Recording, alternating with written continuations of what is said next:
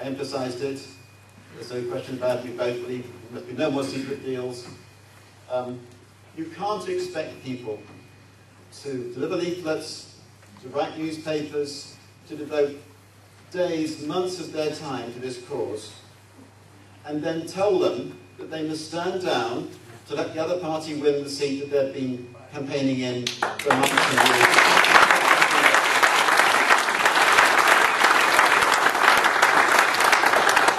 And can I just say that if I'm leader and Charlie's deputy leader, we are emphatic about this. There'll be no secret deals. Thank you.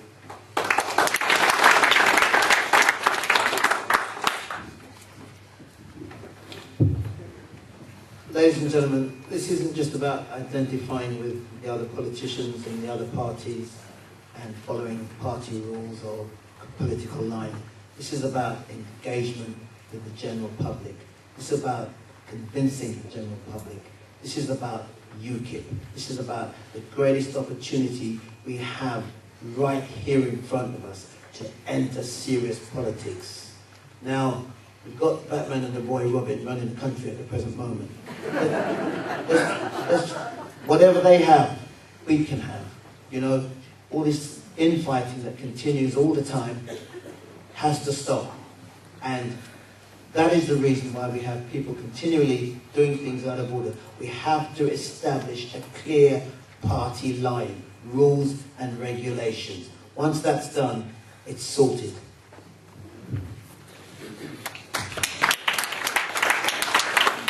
Okay, moving on to our next question, which is from Mike Amore from East Devon. It's a very simple question, and possibly a yes or no question for some candidates, if that's possible. And it's very simple. If you become leader, do you promise not to step down before the next general election?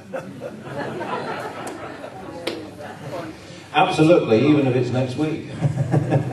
I do wonder actually how long the coalition will last, but absolutely, as I've said in my speech, I do think we need someone that's going to be here for 4 years. I do not want this party being turned into a joke and some kind of revolving door. I mean, you don't want to be coming here every 6 months or a year, do you?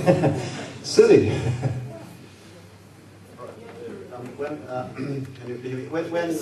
Yes, I want to put together a plan, a strategy, for the next 4 years. I will, of course, share that with you.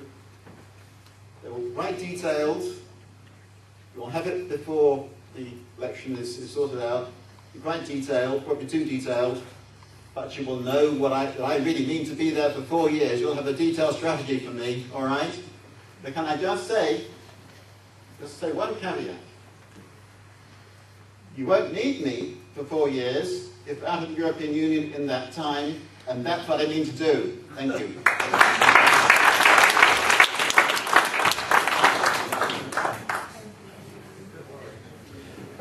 Throughout my time, the short while that I've been with UKIP now, particularly in the general election, just over a year I've been with the party now, I've been ridiculed, I've been lambasted with all sorts of threats and calls for me to leave the party. I've stayed steadfast. Every member I've met, everyone I know, particularly those on the bench here and throughout the party, have shown me nothing but utmost respect. And I thank you all for that. I've shown my loyalty, and I will continue to do so because I believe that we all are all here with a common cause. One cause for standing is to simply get out of the EU. Thank you so much.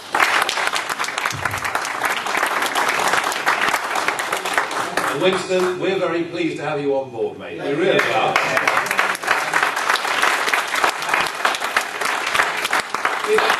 If I win, I will use you, I promise you, because it's been one of the greatest challenges for us is to overcome this prejudice, that we're isolationist, that we're extreme. And people like you, running in this leadership election, prove the point to the outside world. We're not what some people think we are. Thank goodness for that. Is concerned, big question, would it be credible for the leader of UKIP not to stand in the next general election? That's the question we have to answer. If I'm leader of UKIP, I'll stand in the next general election, but I'll have to accept that I couldn't be any more than a paper candidate. It's a difficult position that we're in, We're a party with MEPs and without MPs. But if I do it, I'm in for the long haul.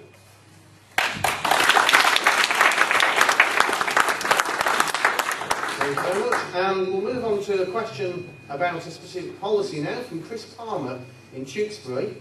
And the question is this: would the candidates consider a federal UK if it is clear that the Scottish or Welsh will not give up their parliament/assembly?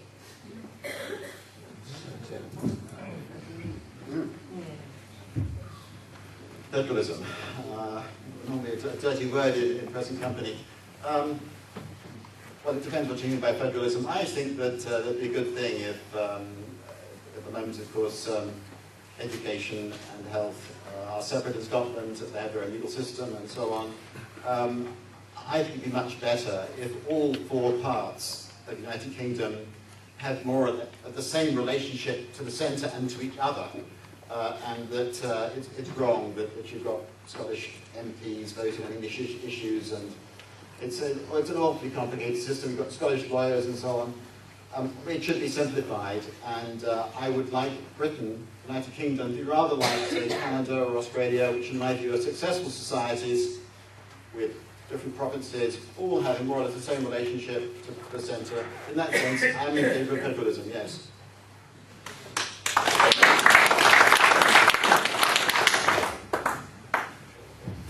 Well, I won't go on too long about this one because it's something I'm just not familiar with. But as far as federalism is concerned, I believe that Britain needs to concentrate on its own problems and sort out the economy. Thank you.